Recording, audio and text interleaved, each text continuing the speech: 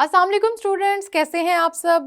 मेरा नाम है बिस्मा असगर और मैं आपको यहाँ पे पढ़ाने लगी हूँ अब के हमारे पास फंक्शनल ग्रुप्स के कौन कौन से आइसोमर्स होते हैं और उनको हमने नाम किस तरह से देने हैं। ये नेमिंग भी बहुत इंपॉर्टेंट है और साथ साथ ये समझना भी बहुत ज़रूरी है कि हमारे पास आइसोमर्स फंक्शनल ग्रुप्स के कैसे होते हैं और कैसे नहीं होते। ये ज़रूरी क्यों है, उसकी रीज़न सिर्फ ये है कि हमारी बुक में क्योंकि ये कंपाउंड्स बने हुए हैं, अगर हम उसको लेकर नहीं चलेंगे कॉन्सेप्ट को तो हमारा जो सारा कॉन्सेप्ट है वो ख़राब हो जाएगा, हमें काफ़ी चीज़ें समझ भी नहीं आएंगी। तो आए इन आइसोमर्स को डिस्कस कर लेते हैं और साथ साथ नेमिंग के कुछ तरीके भी देख लेते हैं। तो स्टूडेंट्स, हमने पढ़ लिया है फंक्शनल ग्रुप्स को और साथ साथ हमने ये भी पढ़ लिया है कि हमारे पास आइसोमर्स क्या होते हैं। लेकिन स्टोरी यहाँ पे ख़त्म नहीं होती। ऑर्गेनिक कंपाउंड्स बहुत वैरायटी में होते हैं, बहुत ज़्यादा होते हैं। उसके पीछे रीज़न क्या होती है? उसके पीछे रीज़न वही आइसोमर की प्रॉपर्टी होती है कि मॉलिक्यूलर फार्मूला तो सेम, लेकिन उसी मॉलिक्यूलर फार्मूला पे बहुत सारे स्ट्रक्चर्स बन जाते हैं। अब ये जो इतने सारे स्ट्रक्चर्स बन जाते हैं ना, उसी की वजह से क्या होता है कि आप हर स्ट्रक्चर को क्योंकि सेम नाम नहीं दे सकते, आपको नाम चेंज करने पड़ते हैं। तो ये जो आपको नाम चेंज करने पड़ते हैं ना स्टूडेंट्स, इसको समझना बहुत ज़रूरी है कि ये नेमिंग का प्रोसेस आखिर होता कैसे है। ये नेमिंग का प्रोसेस मैं आपको समझाऊंगी, साथ ही साथ मैं आपको ये समझाऊंगी कि फंक्शनल ग्रुप्स हमारे पास जो होते हैं उनके आइसोमर्स कैसे बनते हैं। हर फंक्शनल ग्रुप को तो हम डिस्कस नहीं करेंगे, लेकिन मेजॉरिटी को डिस्कस ज़रूर करेंगे क्योंकि ये हमारी बेसिक्स हैं। अगर हमें यही नहीं आती होंगी तो हमें organic chemistry first of all मुश्किल लगेगी।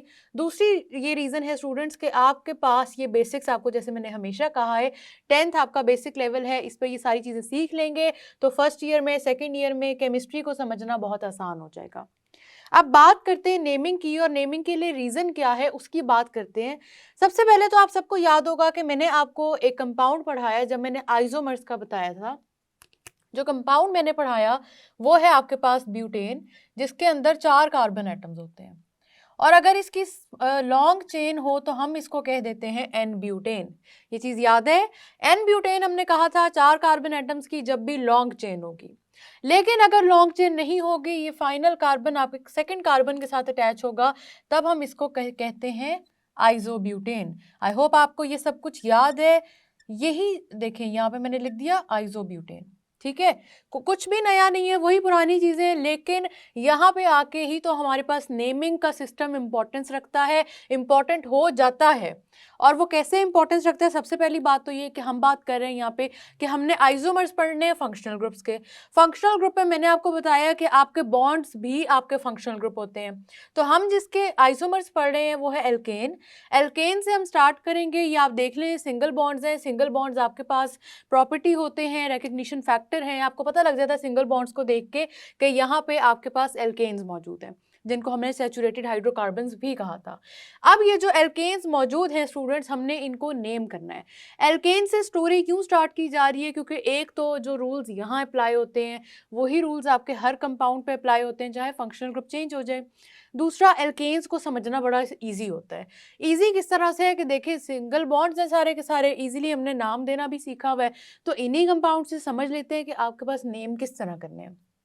अब मैं आपसे कहती हूँ स्टूडेंट्स कि चले ये आइसोब्यूटेन का नाम जो आपने सीख तो लिया कि कार्बन नंबर 2 के ऊपर अगर आपका टर्मिनल कार्बन मतलब आखिरी कार्बन आके अटैच हो जाए तो इसको कहते हैं आइसोब्यूटेन। लेकिन क्या होगा कि अगर आपके पास यहाँ पे कार्बन की चेन हो जाए बहुत लंबी और किसी भी कार्बन के ऊपर एक और कार्बन अटैच हो? मैं क्या बात कर रही हूँ, जरा गौर से देखिएगा कि यहाँ पे कार्बन की चेन है बहुत लंबी। अब आपके पास ये देख लें कितने ज़्यादा कार्बन एटम्स हैं, ठीक है। इतने ज़्यादा कार्बन एटम्स की चेन है और यहाँ कहीं पे भी मैं आपके पास इधर कार्बन अटैच करवा देती हूँ। अब मैं आपसे कहती हूँ कि अब मुझे बताएं इसका नाम क्या है। क्या आप इसको आइसोब्यूटेन कह सकते हैं? ब्यूटेन तो आप चले नहीं कह सकते क्योंकि आप जो एन के साथ वर्ड लगता है that depends on the number of carbon atoms in the compound, ठीक है। लेकिन क्या आप उस नेम के साथ आइसो का वर्ड लगा सकते हैं? अब नहीं लगा सकते, वो लिमिटेड हो गया। दूसरा क्या हुआ कि अब वो लिमिटेड हो गया तो आपको समझ नहीं आएगी कि इस कंपाउंड को क्या नाम देना है।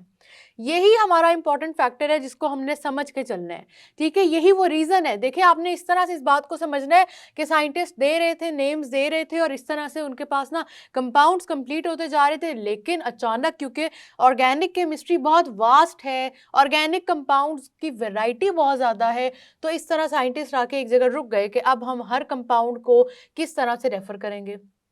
नाम नहीं देंगे तो कैसे पता चलेगा कि हम किस कंपाउंड की बात कर रहे हैं। तो यहाँ आइजो तो उन्होंने सीख लिया, मतलब सिखा भी दिया, बाकियों को नेम भी दे दिया, पर यहाँ पे आके ना उनकी ब्रेक लग गई, रुक गए वो, ठीक है। उन्होंने कहा अब यहाँ कुछ करना पड़ेगा। उसके लिए जो सिस्टम डिराइव हुआ स्टूडेंट्स, आप सबने याद रखना है, उसको कहते हैं नॉमेनक्लेचर। नॉमेनक्लेचर का वर्ड मैंने पहले भी यूज़ किया हुआ है।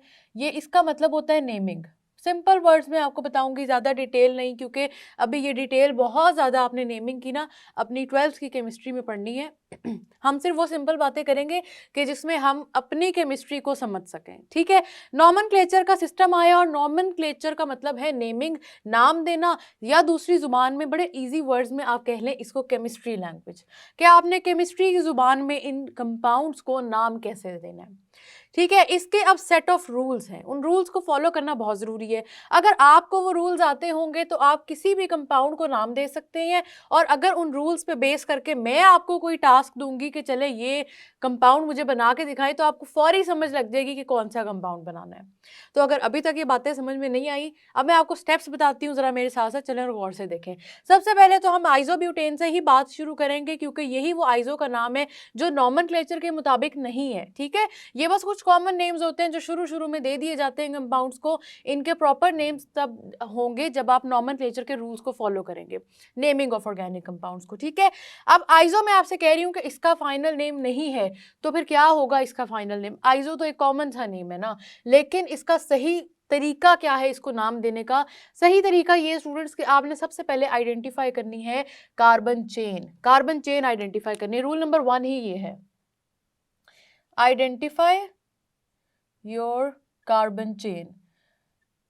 अब इसका मतलब क्या होता है? इसका मतलब ये होता है कि ये आइडेंटिफाई करें कि आपके पास एक ही लाइन में कितने कार्बन मौजूद हैं, एक ही लाइन में। सबसे पहले एन ब्यूटेन को देखें समझाने के लिए, ये सारे कार्बन एक ही लाइन में मौजूद हैं, ठीक है।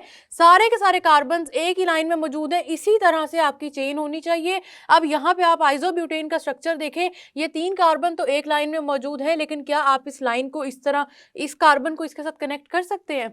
आपके पास ये है एक लाइन, ठीक है, ये बन गई आपकी एक लाइन, कंप्लीट हो गई।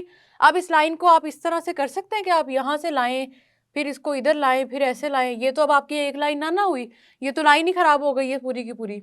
तो लाइन ऐसे बनती भी नहीं है, ठीक है। लाइन का मतलब ये है कि एक लाइन में होनी चाहिए, अलाइंड होने चाहिए आपके जितनी कार्बन चेन है, ठीक है। इसका मतलब ये हुआ कि हमने आइडेंटिफाई कर लिया कि हमारे पास कार्बन चेन कौन सी है, ठीक है।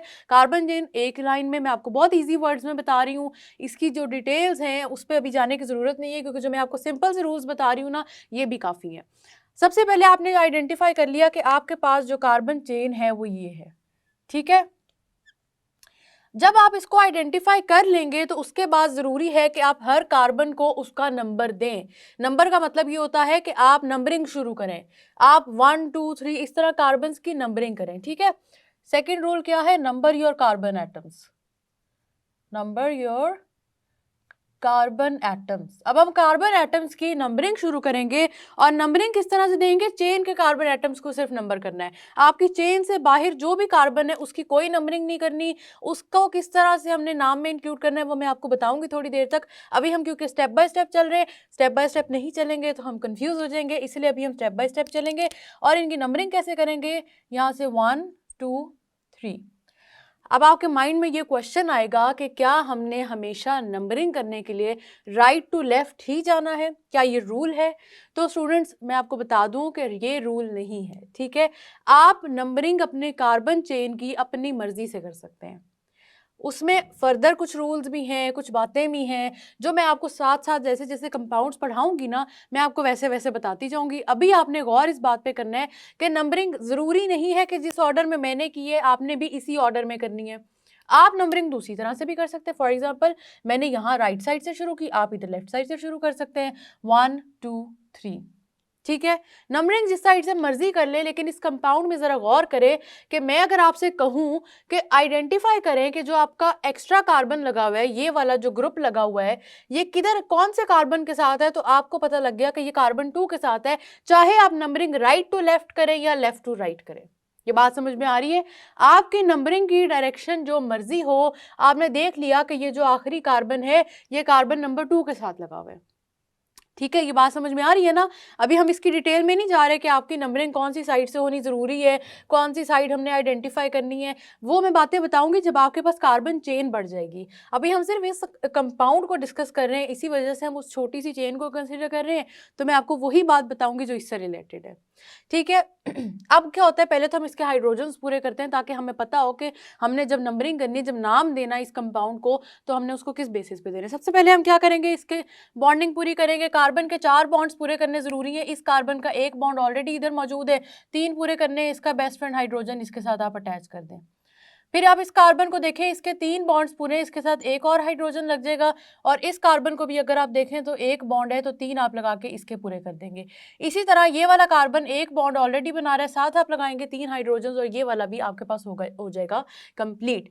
अगर मैं आपसे कहूँ स्टूडेंट्स अब यहाँ पे कि आपने अपनी कार्बन चेन तो आइडेंटिफाई कर ली, गौर से सुनने वाली बात है कि ये आपकी कार्बन चेन थी, आपने कर ली आइडेंटिफाई, आपको पता लग गया कि ये है कार्बन चेन, खत्म हो गई बात। ठीक है, अब मैं आपसे ये कह रही हूं कि कार्बन नंबर 2 पे जो चीज अटैच्ड है उसको आइडेंटिफाई करें।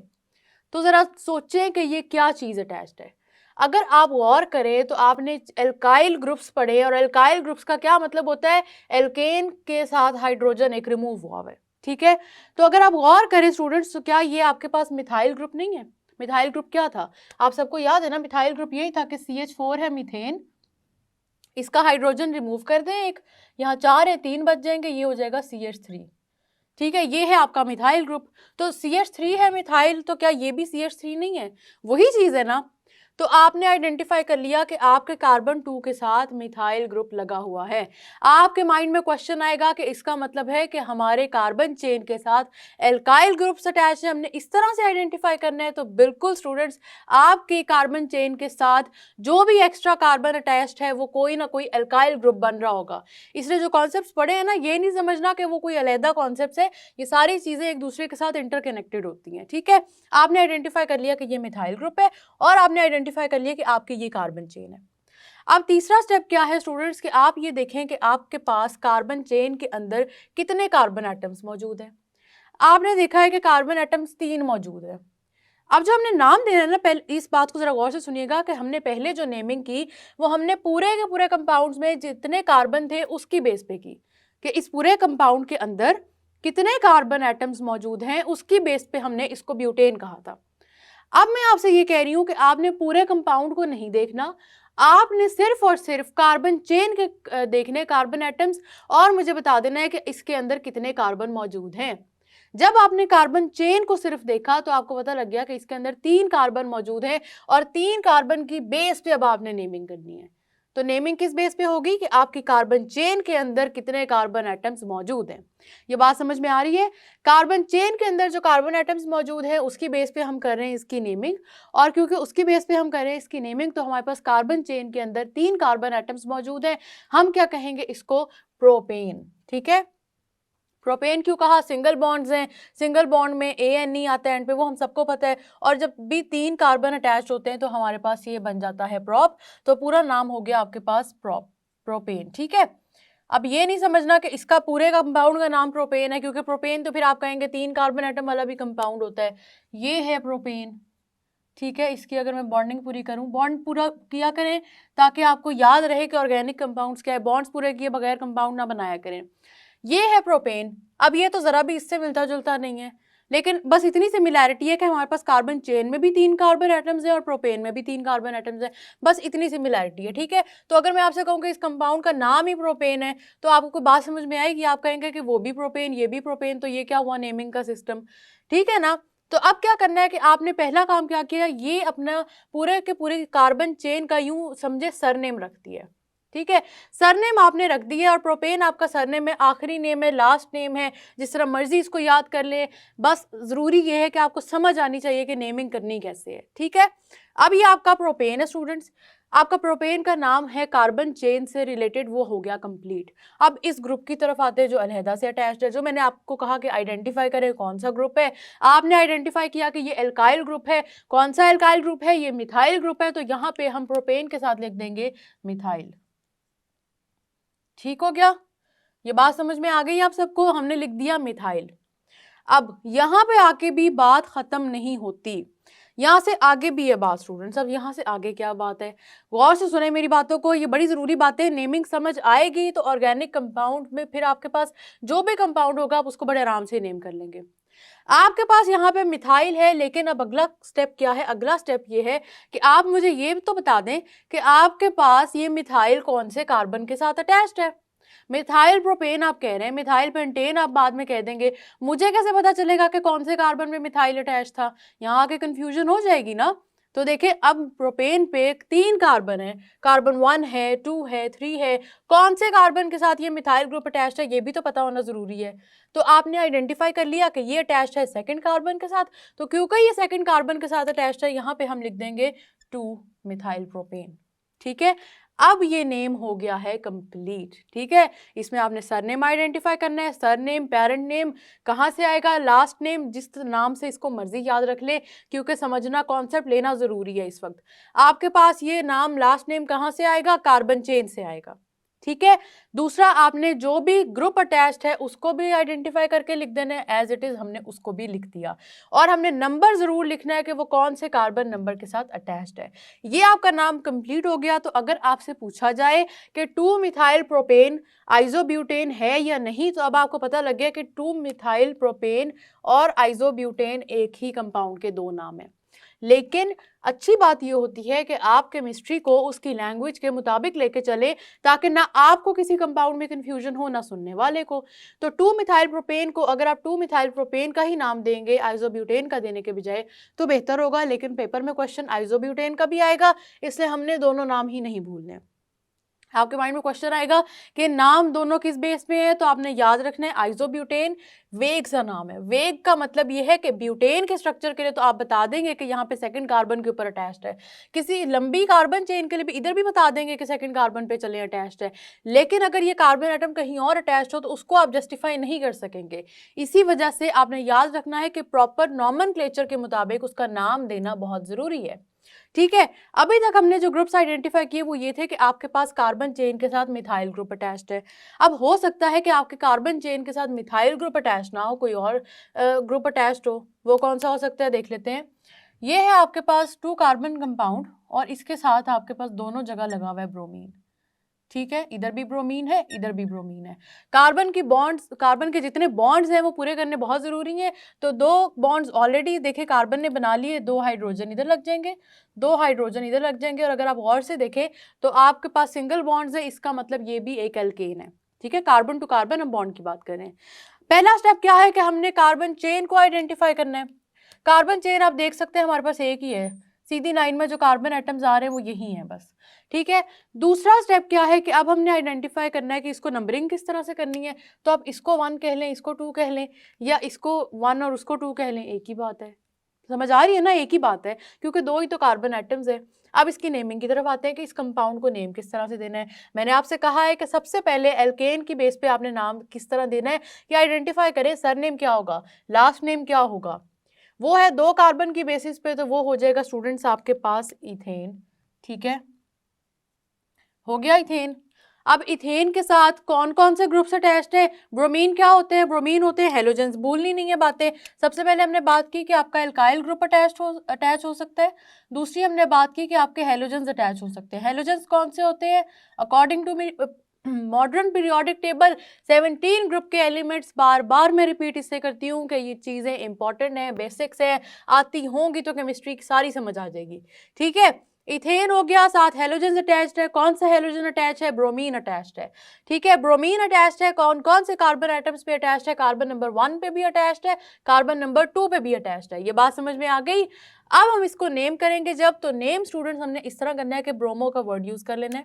ब्रोमो क्यों करना है यूज, आप सबने याद रखना है कि ब्रोमो इसलिए हमने करना है कि ब्रोमीन आपके पास एक सिंपल एलिमेंट का नाम है, ठीक है। एलिमेंट का नाम ब्रोमीन होगा, लेकिन जब भी एलिमेंट्स कंपाउंड फॉर्म में जाते हैं ना तो उनके नेम्स में थोड़ा सा चेंज आ जाता है। जैसे इन्हीं हेलोजेंस को अगर आप नेगेटिव आइंस बना दें तो आप इनको हेलाइड्स कहते हैं, ठीक है ना। तो कंपाउंड में जाके नेम में चेंज आ जाता है, ये वजह याद रखनी। इसे यहाँ पे हम ब्रोमीन नहीं लिखेंगे, ब्रोमो लिखेंगे, ठीक है। अच्छा, अब ब्रोमीन की जगह हमने ब्रोमीन जो लगा हुआ है दोनों कार्बन के साथ, उसकी जगह हमने लिख दिया ब्रोमो। ब्रोमो इथेन इस कंपाउंड का नाम हो गया। लेकिन अब आपके माइंड में क्वेश्चन आएगा कि यहाँ पे इसका नाम ब्रोमो इथेन तो हो गया, लेकिन कैसे स्पेसिफाई हो रहा है कि दो हमारे पास ब्रोमीन अटैच्ड है। What if I don't draw this structure, मैं आपसे कहूं कि ब्रोमो इथेन का स्ट्रक्चर खुद ही ड्रॉ करें, ये स्ट्रक्चर ना बना हो और आपसे कहा गया हो कि ब्रोमो इथेन का स्ट्रक्चर खुद ही ड्रॉ करें, तो स्टूडेंट्स आप किस तरह ड्रॉ करेंगे। स्पेसिफाई करना जरूरी है कि आपका जो एक्स्ट्रा ग्रुप अटैच्ड है वो कौन से कार्बन के साथ अटैच्ड है। सबसे पहली बात जरूरी है कि दो ब्रोमीन है तो आपके पास नाम में आ जाएगा डाई ब्रोमो इथेन, ठीक है। डाई ब्रोमो क्यों, क्योंकि दो ब्रोमीन है, दो चीजें होंगी तो डाई होगा, तीन चीजें होंगी तो ट्राई हो जाएगा, चार होंगी तो टेट्रा हो जाएगा। तो ये तो आपको पता है ना कि किस तरह ये वाले नंबर के हिसाब से आपने नेम देना होता है, ठीक है। डाई ब्रोमो इथेन हो गया। अब कौन कौन से कार्बन के साथ अटैच्ड है, जिस तरह यहाँ पे नंबर लिखा है वैसे ही यहाँ पे लिख देना है। कार्बन नंबर 1 के साथ भी अटैच्ड है, कार्बन नंबर 2 के साथ भी, तो आपने दोनों नंबर्स के दरमियान में कॉमा डालना है और उसके बाद नंबर जब नाम शुरू हो जाएगा उससे पहले डैश डाल देनी है। ये अब आपका कंपाउंड का नाम हो गया है कंप्लीट। ये बात समझ में आ रही है, 1,2 डाइब्रोमो इथेन। ये वाला कंपाउंड सारे के सारे वो कंपाउंड स्टूडेंट्स जो हमारी बुक में ऑलरेडी बने हुए हैं, तो फिर जब हम उनका नाम देखते हैं डिफरेंट नेम्स होते हैं हम हो जाते हैं कंफ्यूज। इसलिए ये वाला कॉन्सेप्ट समझना बहुत जरूरी है, गौर से सुनते जाएं सारी बातों को। 1,2 डाइब्रोमो इथेन आपके इस कंपाउंड का नाम हो गया। लेकिन क्योंकि हमने एल्काइल हैलाइड्स के बारे में थोड़ा सा पढ़ा हुआ है, तो अब आपके माइंड में क्वेश्चन आएगा कि हम इसको एल्काइल हैलाइड के बेस पे क्यों नहीं नेम कर सके। एल्काइल हैलाइड का स्टूडेंट मतलब ये है, आप सबने याद रखना है, एल्काइल हैलाइड का मतलब होता है कि आपके पास एल्काइल ग्रुप है और उसके साथ एक हैलोजन अटैच्ड है। बात समझ में आ रही है। ये आपका कोई भी एल्काइल है, जिस तरह ये आपके पास मिथाइल है और मिथाइल के साथ सिर्फ और सिर्फ एक अगर हैलोजन अटैच्ड हो, जिस तरह यहाँ ब्रोमीन लगा दूं मैं, तो ये हो गया आपका एल्काइल हैलाइड। लेकिन एल्काइल हैलाइड का मतलब है कि एक हैलोजन अटैच्ड है, इस कंपाउंड में तो दो हैलोजन अटैच्ड है। इसकी नेमिंग इसलिए हम एल्काइल हैलाइड की बेस पे नहीं कर सकते। जब भी एक से ज्यादा आपका साथ अटैच्ड एटम हो जाएगा, मॉलिक्यूल हो जाएगा, जो भी ग्रुप अटैच्ड है वो हो जाएगा, तो फिर आप उसको उस तरह नहीं बेस कर सकते। आपको हर ग्रुप का नाम स्पेसिफाई करना पड़ेगा और कितने उसके नंबर्स हैं, कितने कौन कौन से कार्बन पे अटैच है, ये सारी बातें स्पेसिफाई करनी पड़ेंगी। हमारे पास एक और कंपाउंड बनता है जिसमें मैं अब क्या करूंगी, एक ही लगाऊंगी ब्रोमीन, ठीक है। सबसे पहले ये देखें, ये 2 कार्बन कंपाउंड है, मैंने एक ही जगह ब्रोमीन लगा दी है। यहाँ पे बॉन्डिंग कंप्लीट कर लेते हैं, तो आपके पास यहाँ पे आ जाएंगे 2 हाइड्रोजन्स, यहाँ आ जाएंगे 3 हाइड्रोजन्स। इस कंपाउंड का नाम आप एल्काइल हैलाइड की बेस पे दे सकते हैं। कौन सा एल्काइल है, इथाइल है। आपके पास कौन सा हैलाइड है, ब्रोमीन है, तो आप इसका नाम दे सकते हैं कि ये आपके पास इथाइल ब्रोमाइड है। फर्क समझ में आ रहा है कि यहाँ पे तो आपके पास 2 कार्बन की चेन है, वही चेन है जो यहाँ मैंने ड्रॉ की है, लेकिन इसमें सिर्फ और सिर्फ एक हैलोजन अटैच है। तो एक हैलोजन वाले कंपाउंड में और 2 हैलोजन वाले कंपाउंड में डिफरेंस होता है। डिफरेंस होता है, इसी वजह से हम क्या करते हैं कि हम उसको उस तरह से नेमिंग करेंगे जिस तरह से हमें समझ आ जाए कि कौन से कंपाउंड की बात हो रही है। एल्काइल हैलाइड की बेस पे आप इन दोनों कंपाउंड्स की तो बात नहीं कर सकते, ये दोनों डिफरेंट है। एल्काइल हैलाइड में एक हैलोजन होता है, यहाँ पे 2 हैं। ये बात रिपीट की थी ताकि आपको ये कॉन्सेप्ट समझ में आए। अब आपके माइंड में क्वेश्चन आएगा कि क्या इसका नाम मतलब अगर एक ब्रोमीन अटैच्ड है तो एल्काइल हैलाइड की बेस पे ही रहेगा और कोई फर्क नहीं आएगा। तो आएगा स्टूडेंट्स, फर्क क्यों नहीं आएगा। एल्काइल हैलाइड तो हमने कॉमन नेम ले लिया ना। कॉमन नेम का मतलब क्या है, जो साइंटिस्ट ने शुरू में रखे कि चलें ठीक है ये नाम भी रखा जा सकता है, लेकिन वो नेम्स भी तो होंगे ना कि जो आप इस नॉमेनक्लेचर के रूल्स के मुताबिक पढ़ रहे हैं।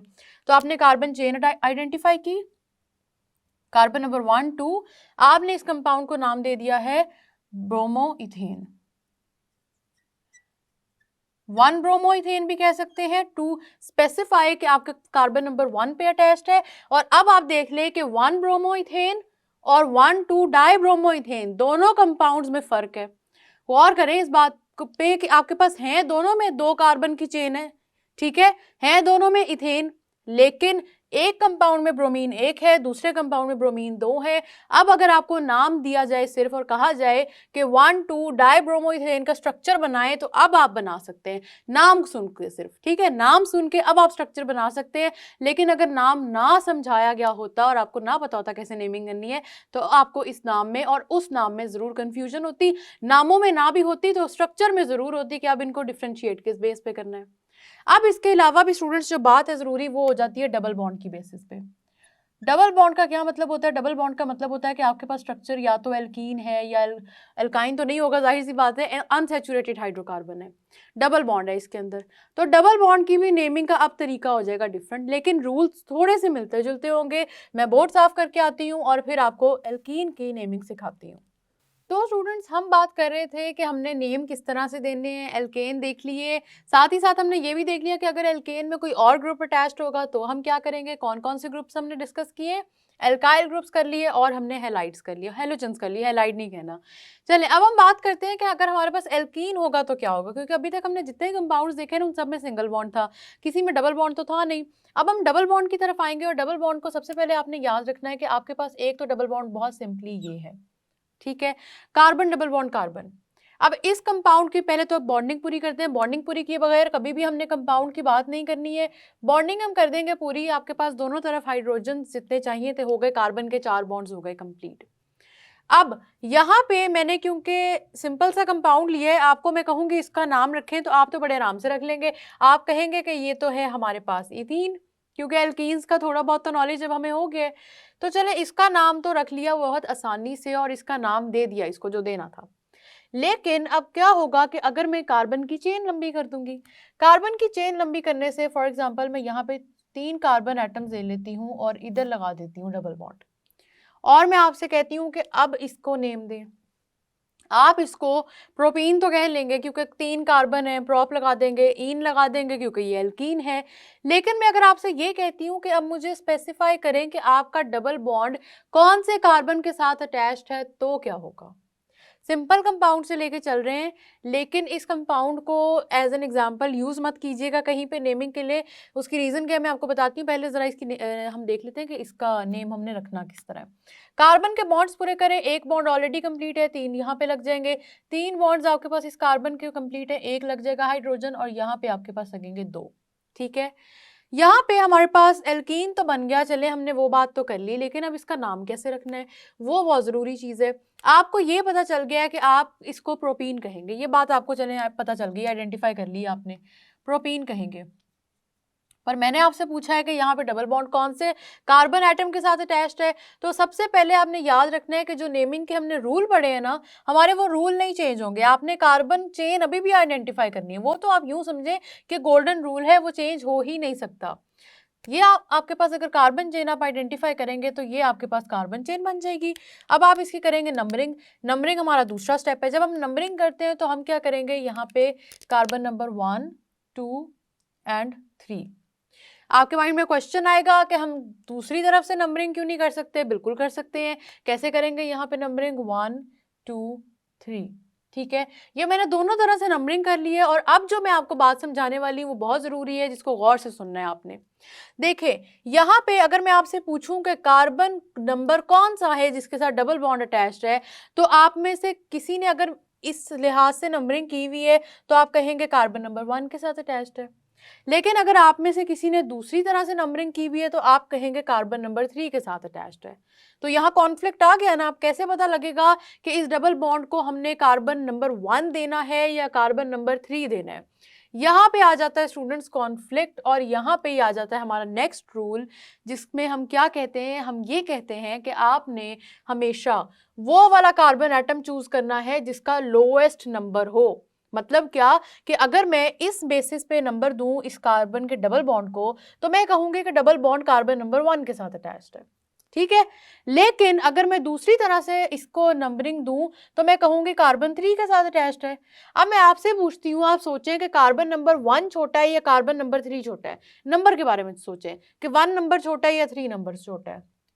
हम सबको पता है कि 1 का नंबर छोटा है, तो आपने याद रखना है कि जब भी लंबी कार्बन की चेन हो और किसी भी ग्रुप को नेम देना हो, नंबर देना हो कि वो कौन से कार्बन नंबर के साथ अटैच्ड है, तो यहाँ पे वो अगला रूल आ जाता है जिसमें आप नंबरिंग किस बेसिस पे करते हैं कि आपका जो एडिशनल चीज़ है जिसको आपने नाम देना है, जिसको नंबर देना है, वो होनी चाहिए सबसे छोटे कार्बन नंबर पे। ठीक है, यहाँ पे डबल बॉन्ड को हम देंगे सबसे छोटा कार्बन नंबर। इसी तरह यहाँ पे अगर आपके पास कोई अल्काइल अटैच होता उसको भी आप इसी तरह से नंबर करते, लंबी चेन अगर हो जाएगी उस पर। खैर अब आते हैं थोड़ी देर तक, पहले इसको डिस्कस कर लेते हैं। मैंने कहा है कि कार्बन 1 और कार्बन 3 में छोटा नंबर है 1, आप इसको दें नंबर 1। और नंबर 1 देने के बाद क्या हुआ कि हमें पता लग गया कि कार्बन नंबर 1 के साथ आपके पास डबल बॉन्ड अटैच्ड है। इसको लिखेंगे किस तरह से, क्योंकि अगर आप मुझे कहेंगे ना कि प्रोपीन का स्ट्रक्चर ड्रॉ करना है, तो ये बड़ा वेग सा है, मुझे नहीं पता कार्बन नंबर 1 के साथ डबल बॉन्ड है, ये कार्बन नंबर 2 के साथ है, या 3 के साथ है, ये बात मुझे नहीं पता। तो ज़रूरी क्या है कि हम इसमें स्पेसिफाई करें उस नंबर को। अब कंफ्यूज नहीं हो जाना, ये नहीं समझ लेना कि आपके पास जो नंबर आएगा वो इधर आएगा, जैसे हमने एल्केन्स में डिस्कस किया था। नंबर यहाँ नहीं आएगा। नंबर कहाँ आएगा? नंबर हमेशा उस चीज़ के साथ लिखा होता है जिसको हम स्पेसिफाई कर रहे हैं। हम यहाँ किस चीज़ को स्पेसिफाई कर रहे हैं? डबल बॉन्ड को। डबल बॉन्ड कौन सा है? ये ENE, ये स्पेसिफाई कर रहे हैं। नाम में देखें, नाम में कौन सी चीज़ बता रही है कि ये डबल बॉन्ड है? प्रोप का मतलब है 3 कार्बन एटम, तो प्रोप तो नहीं बता रहा कि ये डबल बॉन्ड है। ईन का मतलब है 3 कार्बन एटम, है नहीं है ना? तो ये ईन आपको बता रहा है कि ये डबल बॉन्ड है, तो हम क्या करेंगे, जो नंबर लगाएंगे वो इस ईन से पहले लगाएंगे। आपका जो नेम बनेगा वो यूं बनेगा, प्रोप 1 ईन। ये है अब आपका पूरा नेम। ये नेम वेग है, ये नेम यूज नहीं करना। आपके पास प्रॉप 1 ईन इसका पूरा नेम है। जब आप ये प्रॉप 1 ईन, अगर आपसे कहा जाएगा कि प्रॉप 1 ईन का स्ट्रक्चर ड्रॉ करें, तो आप बड़े आराम से ड्रॉ कर लेंगे, क्योंकि आपको पता लग जाएगा कि कार्बन नंबर 1 के साथ ड्रॉ करना है डबल बॉन्ड। लेकिन कभी भी ये, अब यहाँ पे मैं क्यों कह रही थी कि आपने इस कंपाउंड को कंसिडर नहीं करना, उसकी रीज़न ये है कि आपके पास इस कंपाउंड में डबल बॉन्ड आप इधर इस कार्बन के साथ रहने दें या आप कार्बन नंबर 3 के साथ लगा लें, कोई फर्क नहीं पड़ता। देखें, जिस कार्बन को अभी मैं 1 कह रही हूँ, इसको मैं 3 भी कह सकती हूँ। तो इसी तरह अगर इस तरफ डबल बॉन्ड लगा होता, मैं उस कार्बन को 1 भी कह सकती हूँ, 3 भी कह सकती हूँ, एक ही बात हो जाती है ना। अगर मैं उसको, अगर आप ये देखें, इस कंपाउंड को एज इट इज फ्लिप कर दें, दूसरी साइड पे ले जाएं। फ्लिप का मतलब होता है उसको उल्टा दें। जब आप उल्टा देंगे तो जो डबल बॉन्ड अब इधर आपको नजर आ रहा है, आपको उधर नजर आने लग जाएगा। तो जो प्रोपीन है स्टूडेंट्स, उसका कोई आइसोमर नहीं है। ये मैंने आपको हाइपोथेटिकल सिचुएशन देके समझाया था ताकि आपको नंबरिंग देनी आ सके। तो इसलिए कभी भी ये नहीं कहना कि प्रोपीन में आपने नंबरिंग देनी है। प्रोपीन का जब भी नाम लिखें तो बस सिंपली यही लिखें आप, ठीक है। आपको समझाने के लिए मैंने यहाँ पे ये एग्जाम्पल्स ड्रॉ की थी। अब हम उस एग्जाम्पल की बात कर लेते हैं जो ज़रूरी है, वो है स्टूडेंट्स ब्यूटीन की। अब ब्यूटीन की बात करते हैं। नंबरिंग देने का आपको तरीका समझ में आ गया है। आपने कार्बन चेन ड्रॉ करनी है। सबसे पहले तो ब्यूट पढ़ते ही आपको समझ में आ गया है कि आपके पास 4 कार्बन होंगे। ब्यूट का मतलब ही ये होता है कि 4 कार्बन एटम्स हैं, ठीक है। 4 कार्बन की चेन ड्रॉ कर दी है, डबल बॉन्ड बना दिए आपने यहाँ पे, ठीक है। इसके अलावा दूसरा तरीका क्या है? दूसरा तरीका ये है कि ये है आपके कार्बन की चेन और डबल बॉन्ड बना दिया आपने इधर, ठीक है। ज़रा नंबरिंग दे के देखते हैं कि क्या हमारे पास ये दोनों सिचुएशंस डिफरेंट बनती हैं कि नहीं। वैसे नंबरिंग देने से पहले आप खुद ही देख लें कि आप यहाँ पे कार्बन डबल बॉन्ड लगाएंगे और यहाँ पे लगाएंगे तो ये दोनों चीज़ें डिफरेंट हैं। इस डबल बॉन्ड का मतलब है कि ये बिल्कुल चेन के स्टार्ट में लगा हुआ है, जबकि इस डबल बॉन्ड का मतलब है कि ये चेन के मिडल में लगा हुआ है। ये बात समझ में आ रही है कि एक डबल बॉन्ड तो वो है कि जो आपके कार्बन चेन के बिल्कुल स्टार्ट में लगा हुआ है, लेकिन दूसरा डबल बॉन्ड वो है जो कार्बन चेन के मिडल में लगा हुआ है, जिसकी वजह से अब यहाँ पे आपका जो नेमिंग सिस्टम है वो दोनों चेन्स के लिए डिफरेंट होगा। बॉन्डिंग कंप्लीट करते हैं कार्बन्स की। 2 बॉन्ड्स ऑलरेडी हैं, 2 हाइड्रोजन आ जाएंगे। 3 बॉन्ड्स हैं, यहाँ पे 1 हाइड्रोजन आ जाएगा। 2 बॉन्ड्स हैं, 2 हाइड्रोजन, और यहाँ पे आपके पास आ जाएंगे 3 हाइड्रोजन। इसकी कंप्लीट करते हैं। 3 हाइड्रोजन है, 3 ऑलरेडी, यहाँ 1, 3 ऑलरेडी, ठीक है, यहाँ 1, और यहाँ पे आपके पास CH3। बॉन्ड्स हमने पूरे कर लिए, कंपाउंड हमारे दोनों कंप्लीट है। अब चलते हैं इसकी नेमिंग की तरफ। नेमिंग में जब हमने स्टूडेंट्स बात करनी है, कार्बन चेन हमने आइडेंटिफाई की, तो हमें पता लग गया कि कार्बन चेन तो सीधी सीधी से है, हमारे पास ब्यूट की चेन है। ब्यूट का मतलब है 4 कार्बन एटम्स हैं। अब हम आइडेंटिफाई करने के बाद नंबर देंगे, तो नंबर कैसे देंगे स्टूडेंट्स? नंबर ऐसे करेंगे आपके, इसको 1 2 3 4। ये बात समझ में आई। अब अगर आप में से किसी के माइंड में आए कि नंबर हम दूसरी तरह भी तो दे सकते हैं, तो अब आप देखें 1 2 3 4, यहाँ पे देख ले कौन सा नंबर छोटा है जो इस डबल बॉन्ड को मिल रहा है, तो वो है आपके पास 1 का नंबर। इसीलिए आपने जब नंबरिंग करनी है तो इस तरह करनी है कि उसको छोटा नंबर मिले। तो जो पहले आपके माइंड में क्वेश्चन आया था कि नंबरिंग राइट से शुरू करनी है कि लेफ्ट से शुरू करनी है, तो नंबरिंग वहां से शुरू करनी है कि जिस ग्रुप को हम आइडेंटिफाई करके एक्सप्लेन कर रहे हैं उस ग्रुप को छोटा नंबर मिलना चाहिए। ठीक है, नंबरिंग वाली बात समझ में आ गई। अब इसका नाम लिख लेते हैं। नाम आप सबको पता है ब्यूटीन है, लेकिन मैंने आपको ऑलरेडी बता दिया कि आपने जब नेमिंग करनी है तो आपने किस तरह से करनी है, ये वाला तरीका इस्तेमाल करना है। आपने ब्यूट लिख देना है, ब्यूट एज इट इज आ जाएगा यहाँ पे ब्यूट। साथ ही साथ आपने आगे नंबर लिखना है कि कौन से नंबर पे डबल बॉन्ड है। तो आपने देखा कि कार्बन नंबर 1 पे, यहाँ पे हम लिख देंगे 1 और आगे ईन। ये है अब इसका सही नाम। ठीक है, तो जो प्रोपीन की एग्जांपल थी वो मैंने आपको नेमिंग सिखाने के लिए ली थी, क्योंकि वो कार्बन चेन छोटी होती है, उसमें समझना इजी होता है। यहाँ पे क्योंकि कार्बन चेन्स अब 2 आपके पास बन गई है ना, यहाँ पे अगर मैं समझाती आप कंफ्यूज हो जाते हैं। तो इसीलिए अगर पेपर में ड्रॉ करेंगे आप इसको, तो आप ये ब्यूटीन की एग्जाम्पल ड्रॉ करेंगे, प्रोपीन की नहीं कर सकेंगे आप, क्योंकि अगर आप ये डबल बॉन्ड इधर से रिमूव करके इधर भी कर दें तो उसका मतलब यही है कि आपने बस कंपाउंड उठाया और उसको उल्टा कर दिया, बस सीधी सी बात है। ठीक है, तो आपने जब पेपर में अगर इसकी एग्जाम्पल लिखनी तो ये वाले ब्यूटीन के स्ट्रक्चर की लेनी है। ठीक है, ब्यूट 1 इन आपके स्ट्रक्चर का नाम हो गया। अब दूसरे चेन पे चलते हैं। दूसरे चेन पे देख लें, अगर नंबरिंग करते हैं तो आपके पास नंबरिंग में कार्बन 1 2 3 4, दूसरी तरह से भी करके देख लेते हैं कि हमारे डबल बॉन्ड को छोटा नंबर कौन सा मिलता है। वो अगर हम करते हैं तो ये है 1 2 3 4। ठीक है, आप देख लें आपके इस सिचुएशन में नंबर आप जिधर से भी शुरू करें आपको 2 ही देना पड़ेगा, क्योंकि 1 के बाद 2 आता है तो 2 ही देना पड़ेगा। यहाँ पे आप देख सकते हैं कि आप अगर इस बेसिस पे जाते हैं तो भी आपके पास जहाँ जिस कार्बन के फौरी साथ ग्रुप आता है उसका नंबर देना है तो आप देंगे 2। अगर आप इस तरफ से आते हैं तो जिस कार्बन के साथ फौरी आपका ग्रुप आ रहा है उसका नंबर है 2, तो 2 ही आएगा। तो इसकी नंबरिंग भी आप जिधर मर्जी से शुरू करें। लेकिन अगर कंफ्यूज हो रहे हैं तो बस ये बात याद रखनी है कि जहाँ से आपको समझ आ रही है कि छोटा नंबर मिल रहा है वहीं से आपने नेमिंग करनी है। ठीक है, अब इसकी नेमिंग की तरफ चलते हैं। तो स्टूडेंट्स, क्योंकि कार्बन नंबर 2 आपके पास छोटा नंबर हम इसको देंगे तो ये हो जाएगा ब्यूट 2 इन। ठीक हो गया, ये आपका हो गया कार्बन का नेम, इस चेन का नेम कंप्लीट।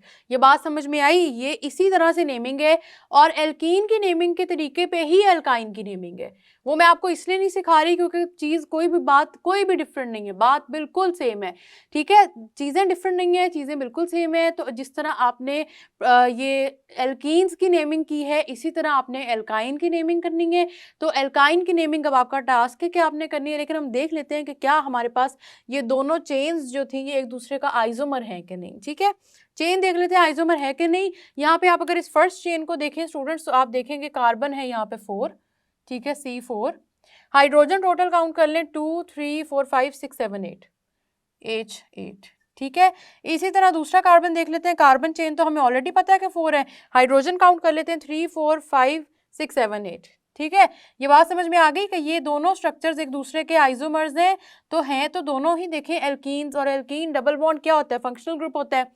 तो हैं तो दोनों ही सेम फंक्शनल ग्रुप के, दोनों एल्कीन्स हैं। लेकिन आपके पास क्या होगा कि यहाँ पे दोनों के नाम डिफरेंट हो जाएंगे। नाम डिफरेंट हुए हैं, नाम डिफरेंट किस बेस पे हुए हैं, नाम डिफरेंट हुए स्ट्रक्चर की बेस पे। अगर मॉलिक्यूलर फार्मूला की बेस पे बात करते हैं तो दोनों ब्यूटीन है, दोनों में कोई फर्क नहीं है। लेकिन आपसे अगर कहा जाए स्पेसिफाई करें तो आपको स्पेसिफाई करना पड़ेगा, क्योंकि आपकी नेचर में ये दोनों कंपाउंड्स मौजूद हैं। ठीक है, यही तो ऑर्गेनिक केमिस्ट्री की ये वास्ट होने की सबसे बड़ी निशानी है कि वो आइसोमेरिज्म की प्रॉपर्टी शो करता है। इस प्रॉपर्टी की वजह से एक ही मॉलिक्यूलर फार्मूला के बहुत सारे डिफरेंट कंपाउंड्स बन जाते हैं। ठीक है, तो मैंने आपको ये बता दिया कि ये आइसोमर्स भी हैं एक दूसरे के, और साथ ही साथ कि इनके ऊपर नेमिंग डिफरेंट होगी, क्योंकि कार्बन नंबर सेम है, हाइड्रोजन नंबर सेम है। लेकिन इसका मतलब ये नहीं कि आप नेमिंग सेम करेंगे, क्योंकि डबल बॉन्ड डिफरेंट जगहों पे अटैच्ड है। ठीक है, एल्काइन की इसी रूल को अप्लाई करके करनी है। हाइड्रोजन देख के बैलेंस करना है, ये ना आप यही चेन ड्रॉ कर दें, सिर्फ ट्रिपल बॉन्ड कर दें और हाइड्रोजन ना देखें। कार्बन के कभी भी 4 बॉन्ड से ज़्यादा आपने बॉन्ड नहीं बनाने, देख के हाइड्रोजन का नंबर बैलेंस करें और उसके बाद आप इसको मज़ीद ड्रॉ करें एल्काइंस को और देखें कि आपको उनकी नेमिंग आती है कि नहीं। एल्काइन में ये जो ईन है ना, यहाँ पे एल्काइन में आपने इसको आइन कर देना, YNE अटैच कर देना है। ठीक है। एल्काइन में YNE अटैच कर लें और अभी इसका स्ट्रक्चर्स लाजमी ड्रॉ कर लें, क्योंकि ना जब हमने नेक्स्ट चैप्टर पढ़ना है अबाउट हाइड्रोकार्बन्स तो उसमें हमने एल्कीन्स और एल्काइंस के कुछ कंपाउंड देखने भी है जो बिल्कुल शुरू के होते हैं। तो अगर अभी आप नहीं स्ट्रक्चर ड्रॉ करेंगे ना तो तब आपको बड़ी कन्फ्यूजन होगी। ठीक है, ये हमारे पास एल्कीन की बात होगी। एल्काइन का मैंने आपको बता दिया कि रूल बिल्कुल सेम है, इससे एल्काइन के स्ट्रक्चर्स आपने खुद ड्रॉ करने हैं। अब हम चलते हैं अगले फंक्शनल ग्रुप की तरफ, और अगला फंक्शनल ग्रुप है स्टूडेंट्स हमारे पास एल्कोहल्स।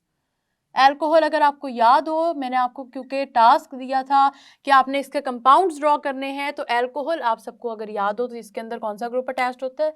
इसके अंदर होता है हाइड्रोक्सिल ग्रुप।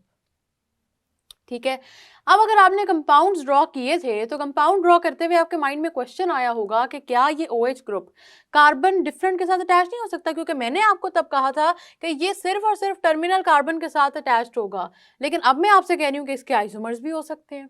ये क्या बात हुई? दूसरा आपके माइंड में क्वेश्चन आया होगा कि क्या ये OH ग्रुप हम किसी और कार्बन के साथ अटैच नहीं कर सकते? जैसे अगर हम सिंपल से एग्जांपल लें, मैं यहाँ पे 2 कार्बन कंपाउंड ड्रॉ करूंगी, OH मैंने अटैच कर दिया है। ठीक है, यहाँ OH अटैच हो गया, 2 कार्बन, यहाँ हो जाएगा CH2, यहाँ हो जाएगा CH3। तो यहाँ पे कौन से कार्बन के साथ आपका हाइड्रोक्सिल ग्रुप अटैच्ड है? आपका इस कार्बन के साथ हाइड्रोक्सिल ग्रुप अटैच्ड है। आप इस OH को उठा के इधर भी ले आए तो वो एक ही बात होगी कि डिफरेंट तो आपका कंपाउंड नहीं हुआ ना। लेकिन अगर हम यहाँ बात करें कि 3 कार्बन का कंपाउंड में लूँ, 3 कार्बन कंपाउंड में लूँ, और अगर आपने ये स्ट्रक्चर ड्रॉ किया था तो आपको याद होगा कि यहाँ पे अगर हम इसकी अब बॉन्डिंग पूरी कर रहे हैं तो आपके माइंड में स्टूडेंट्स को ये स्ट्रक्चर ड्रॉ करते वक्त अगर आपने टास्क परफॉर्म किया था तो आपके माइंड में ये क्वेश्चन आया होगा कि ये OH ग्रुप जो फाइनल कार्बन के साथ अटैच्ड है, क्या ये मिडिल कार्बन के साथ अटैच नहीं हो सकता था? स्टूडेंट्स ये बिल्कुल हो सकता है। उस टाइम पे मैंने आपको इसलिए कहा था कि सिर्फ टर्मिनल पर ड्रॉ करें कि एक तो आपको कंपाउंड्स बनाने में मुश्किल ना हो, आपको ये कंपाउंड्स कंफ्यूज ना करें। ठीक है, आपको फंक्शनल ग्रुप की समझ आ जाए बस, इसलिए मैंने आपसे उस वक्त ये बात की थी। दूसरी क्या रीज़न है? दूसरी ये रीज़न है कि अगर आप उसके OH ग्रुप के मिडल में अटैच करने पे जाते तो आपको कन्फ्यूजन होती, इनको आइडेंटिफाई करने में आपके जहन में और बड़े सवालात आते। तो उस टाइम पे कंफ्यूज करने से बेहतर था कि मैं आपको सिर्फ वही बात करती कि जितनी आपको समझ आए, क्योंकि मुझे पता था कि बाकी बातें तो मैंने आपको समझा देनी है बाद में। तो OH ग्रुप भी आपने क्या याद रखना है कि आप इस कार्बन के अलावा इस मिडल कार्बन के साथ भी अटैच कर सकते हैं। करके देखें, यहाँ पे आपके पास कार्बन नंबर 1 2 3, और यहाँ पे इस कार्बन के साथ अटैच करने के बजाय मैं कार्बन नंबर 2 के साथ OH ग्रुप अटैच कर रही हूँ। ठीक है, मैंने ऐसे यहाँ पे अटैच कर दिया है। अब बॉन्डिंग कंप्लीट कर लेते हैं। बॉन्ड्स को कभी भी अकेला नहीं छोड़ना होता कार्बन के। यहाँ पे एक और हाइड्रोजन लग जाएगा और यहाँ पे लग जाएंगे 3 हाइड्रोजन। ठीक है, बॉन्ड्स हमने कर दिए कंप्लीट। अब हम बात करते हैं हमारे रूल्स के बारे में। रूल में अगर आप देखें तो कोई ज़्यादा फर्क तो नहीं है ना। मैंने आपको जो ब्रोमीन की एग्जांपल दी थी, तो अगर यही देख लें कि ये OH की जगह ब्रोमीन लगाओ, वही रूल है। रूल डिफरेंट नहीं है, लेकिन जो फ़र्क है वो छोटे मोटे वो मैं आपको समझा देती हूँ कि इनको नाम किस तरह देना है। ठीक है, क्योंकि जब ब्रोमीन लगाया था ना OH की जगह, ब्रोमीन मतलब OH की जगह तो नहीं था, लेकिन मैं आपको वैसे समझा रही हूँ कि जब ब्रोमीन लगाया था ना तो तब हमने जो पेरेंट नेम दिया था, जो सर नेम था हमारे पास, तब हमारे पास एल्केन का नाम था। अब सर नेम में आपने एल्केन का इस चेन का नाम नहीं लिखना, अब नेम डिफरेंट हो जाएगा। उसकी रीज़न क्या है कि आपके पास फंक्शनल ग्रुप डिफरेंट होंगे, तो फंक्शनल ग्रुप की बेसिस पे नेमिंग करनी है। जरा इसको गौर से सुने। अगर मैं आपको इजीली कहूं कि आप मुझे बताएं कि 3 कार्बन कंपाउंड है, 3 कार्बन कंपाउंड है, ठीक है, हाइड्रोक्सिल ग्रुप अटैच्ड है, ये कौन सा अल्कोहल हुआ? नेमिंग आप सबको याद है, मैंने कहा था एंड पे ओल लगा देना, तो आप सबको पता लग गया होगा कि ये हुआ प्रोपानोल। ठीक है, लेकिन प्रोपानोल कि मैं कौन से वाले प्रोपानोल की बात कर रही हूँ, मैं इसकी बात कर रही हूँ या मैं इसकी बात कर रही हूँ, यहाँ पे आके हो जाएगी कंफ्यूजन।